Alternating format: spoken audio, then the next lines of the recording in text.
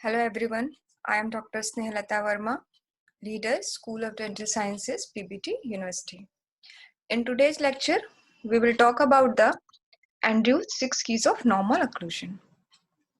As in dentistry, occlusion refers to the relationship of the maxillary and mandibular teeth when they are in functional contact during activity of the mandible. So, the alignment and occlusion of the dentition are extremely important for masticatory function because the basic activities of chewing, swallowing, speaking, they all depend greatly not only on the position of the teeth in the dental arches, but also on the relationship of opposing tooth as they are brought into occlusion. And this occlusion has both the static and dynamic aspect. Static refers to the form, alignment, and articulation of teeth within and between the arches and the relationship of teeth and their supporting structures. Whereas dynamic refers to the functional aspect of stomatognathic system and as a whole comprising dentition, supporting structures, and TMJ and neuromuscular system. So, dynamic occlusion refers when the jaws are in motion. So, as the occlusion was defined by Ramford and Ash, that is brings all branches of dentistry together, and this is of importance to restorative and prosthetic dentistry as well as to orthodontics and the periodontics as well. And this is a Latin word which means closing up. Occluse means oc means up, occlusion is closing. So occlusion is a closing up. And this lecture we will present the Andrews keys of occlusion as an orthodontically oriented concepts. If we define the occlusion particularly, this can be defined as a relationship between all components of the masticatory system in normal function, parafunction, and dysfunction, including the morphology and functional features of the contacting surfaces of the opposing teeth and restoration.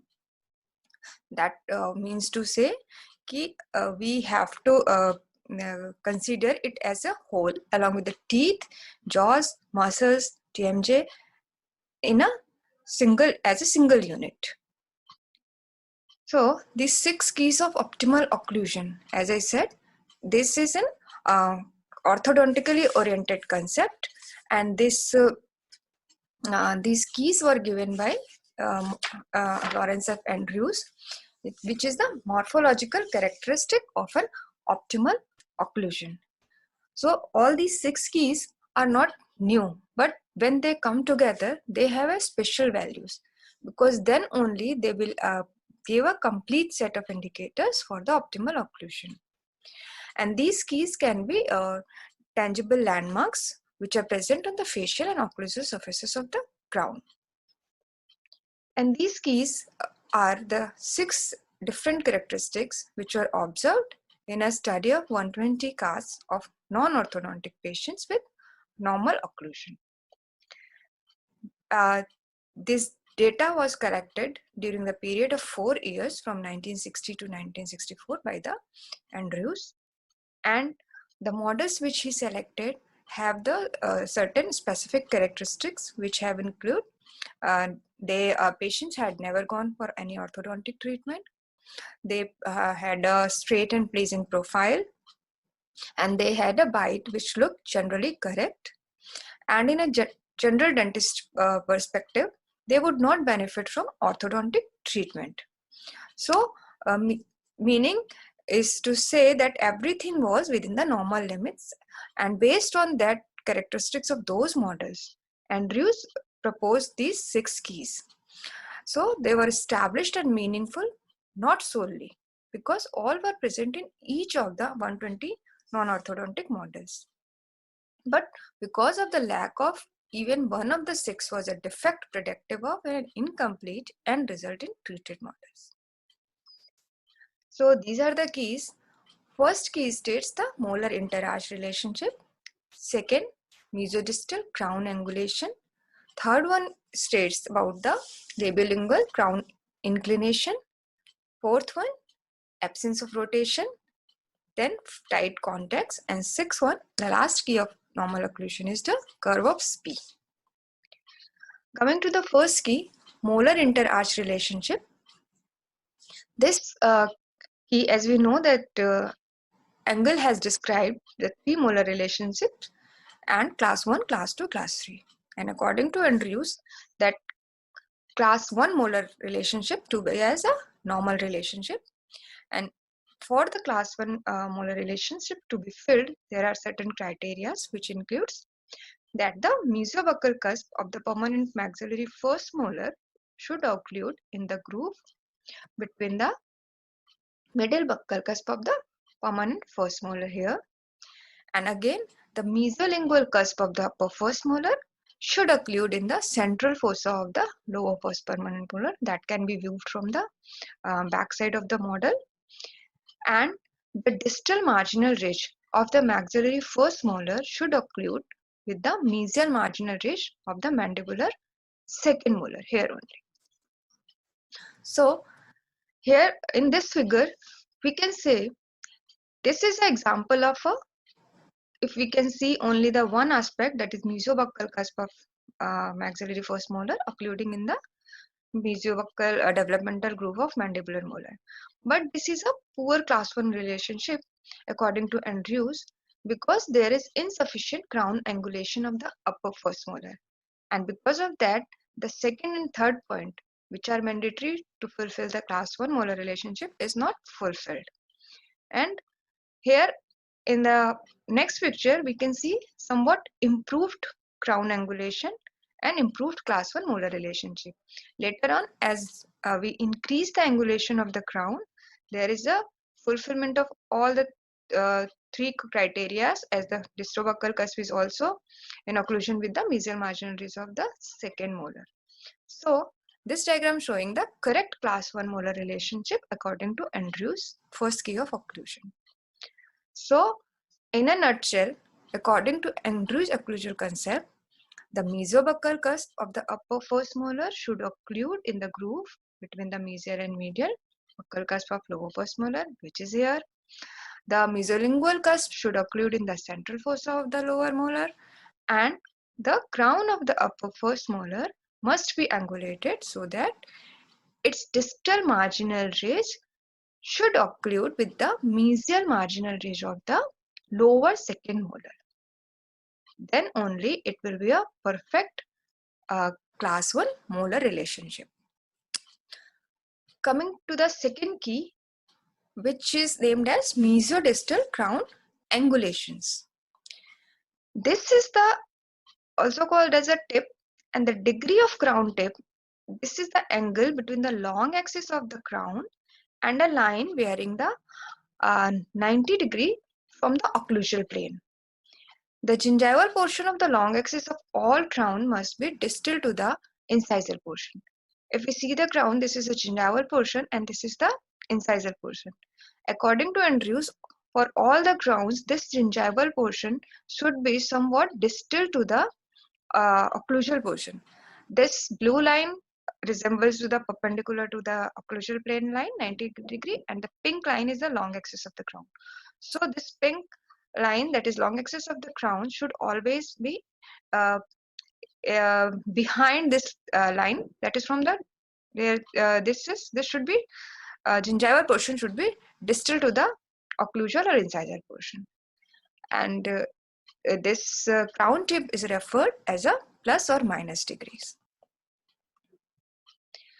A plus reading is awarded when the gingival portion of the long axis of the crown is distal to the incisal portion, that is the normal one, and in some abnormal situations when the there is a reverse angulation, the minus degree is assigned when the gingival portion of this crown is long axis of the crown is mesial to the incisal portion.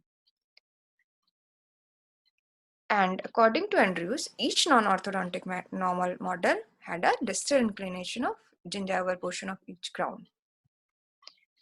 And degree of angulation of tip depends on the type of tooth.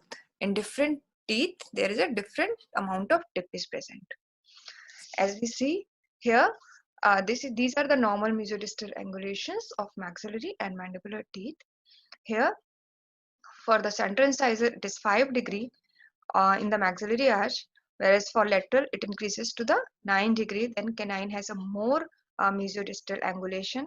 Then after, posterior teeth are somewhat straighter as compared to anterior teeth. They have only, premolars have only 2 degree of mesodistal tip, whereas molars have 5 degree of mesodistal angulations. Whereas in the mandibular arch, the incisors are slightly less tipped. Canine is more as compared to that. And for the posterior region, there is negative mesodistal angulation of the crown. That is, premolars and molars in the lower arch, their gingival portion is mesial. The gingival portion of the long axis of the crown is mesial as compared to the occlusal surface, which we talked before. So, if what is the effect of this mesodistal angulation? So, normal occlusion is dependent upon the proper distal crown tip, especially it affects the anterior region because they have a longest crowns. If we consider a rectangle which occupies a wider space when tipped than when upright, you can see here the same rectangle, which is, if this is placed upright, it will take a lesser space, whereas if it is tilted somewhat, it will occupy more space. So the degree of tip of the incisors determine the amount of mesodistal space they occupy in the arch, and this has a considerable effect on posterior occlusion as well as anterior aesthetics. More uprighted, straight teeth will give a poor appearance to a person rather than they have a proper mesodistal angulation of the anterior teeth. Third key states about the labiolingual crown inclination, also known as the crown torque. This represents the angle formed between a tangent to the long axis of the clinical crown at its center and a line perpendicular to the occlusal plane. Here, this is a line perpendicular to occlusal plane, and here, if you can say, it is a tangent to the long axis of the crown. This long axis and tangent to the long axis of the crown at its center here. This angulation will determine the amount of inclination in a labiolingual direction. It is also expressed in the plus or minus degrees. If the gingival area of the crown is more towards the lingual, if in this figure we can assume this is the anterior teeth and this is the gingival area and this is the incisal area. In labiolingual direction, if this crown, this gingival area of the crown is more towards the lingual, the result is expressed as a positive value, and if this is more towards labial side, this is considered as a negative. In maxillary arch, the central incisor crown is generally more positive than the lateral incisors. Canines and premolars, they have negative and quite similar the inclination of the maxillary molars, first and second molars. These pictures show the negative crown inclinations, that the gingival portion of the crown is more labial as compared to the occlusal portion.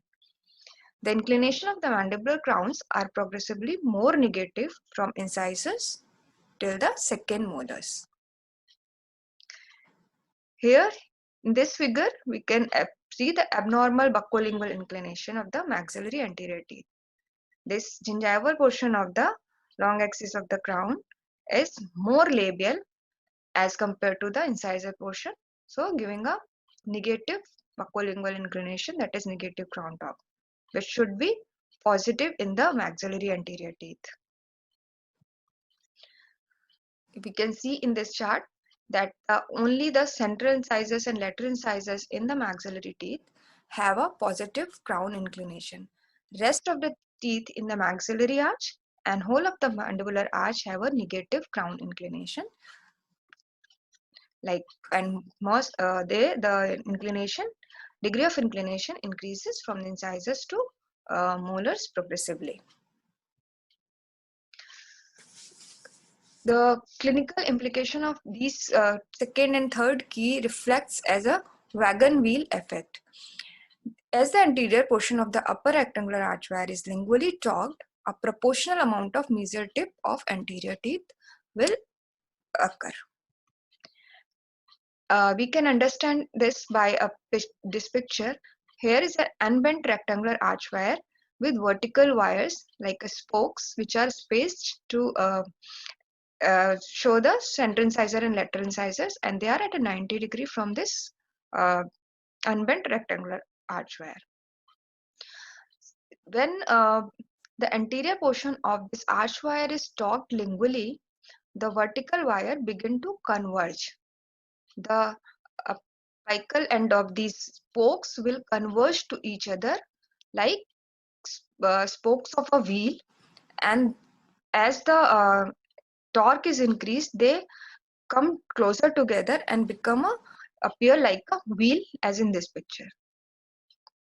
The amount of torque is increased, the tip in opposite direction will also increase. As we have learned that if we assume this as a root of the tooth, so in ideal condition, these roots should be in a distal direction as compared to the crown of the tooth, because we read that gingival portion of the crown should be in distal relation as compared to the incisor portion. But here this is in opposite direction. It becomes like a wagon wheel, creating the wagon wheel effect. So it can be assumed that with incorporation of anterior torque in the arch wire, it will negate the positive crown tip. So every 4 degree of torque incorporation in the wire will result in 1 degree of tip loss. That is, tip in the opposite direction will occur, which we have to compensate by increasing the tip in a distal direction in our treatment mechanics. Next key states about the key 4, that is absence of rotation. Andrew states that to achieve a correct occlusion, there should not be any rotation in the arch, because rotated molars and premolars occupy more space in the dental arch than the normal, whereas rotated incisors occupy less space than those correctly aligned. And these discrepancy will reflect in the overall arch form and create the tooth material interarch tooth material discrepancy. And rotated canines adversely affect the aesthetics and may lead to occlusal interferences. Key 5 is about the tight contacts. As we know, each tooth in the arch has their mesial and distal contact point and areas, and they should have a tight contacts. Anomalies in the shape of the teeth or intermaxillary discrepancies in the mesodistal tooth size results in abnormal contact relationships. Here we can say there is spacing, there is no mesial contact in the central incisor, and it also don't have any distal contact with the lateral incisors, and appears as a discrepancy as a spaced dentition, which should not be there. So tight contacts are mandatory for an optimal occlusion. Last key is the key 6, that states about the curve of Spee. Curve of Spee is an anteroposterior curvature of the mandibular teeth. This curve of Spee was given by F. Brown Spee in 1970, and this in the normal occlusion, the occlusal plane should be flat ideally, or slight curve of Spee should be there, but it should not exceed 1.5 millimeter. So our treatment goal should be have a flat curve of Spee. How this affect the dentition? You can assume in this picture an excessive curve of Spee. Here if there is excessive curve of P, that is the anterior posterior curvature of the lower teeth, that will create, it will restrict the amount of space available for the upper teeth. As you can say, all the roots of the upper teeth are converging to each other, and this has to be moved towards mesial and distal, and it prevents the correct intercuspation. So excessive curve of P should be not there. In this figure, we can see the normal occlusion has a flat curve of P, and there is a normal intercuspation of the teeth. Where in the third assumption, if there is a reverse curve of P, this reverse curve of P will create the excessive space in the upper arch. You can see there is a spaced upper arch. There are so much spacing between the upper maxillary teeth, and it which prevent development of a normal occlusion. So for an optimal occlusion, there should be a flat curve of P, so all the teeth can intercuspate properly in the arch. Well, these guidelines are the measure of the static relationship of successful orthodontic treatment. That is, these keys has we have to see in our final orthodontically treated cases. We have to evaluate all these keys. Achieving the final desired occlusion is the purpose of attending to the 6 keys of normal occlusion. That was given by Andrews. Later on, a 7th key was also added to these keys as a criteria to get a to judge a final optimal occlusion after treatment. This is Bolton's key, known as Bolton's key or Bolton-Tooth ratio. This ratio is considered at 7th key of occlusion, so that size of maxillary and mandibular arch should match for proper overjet and molar relation without any spacing or crowding. Thank you for your patient hearing. I hope you well understand about the Andrews 6 keys of occlusion.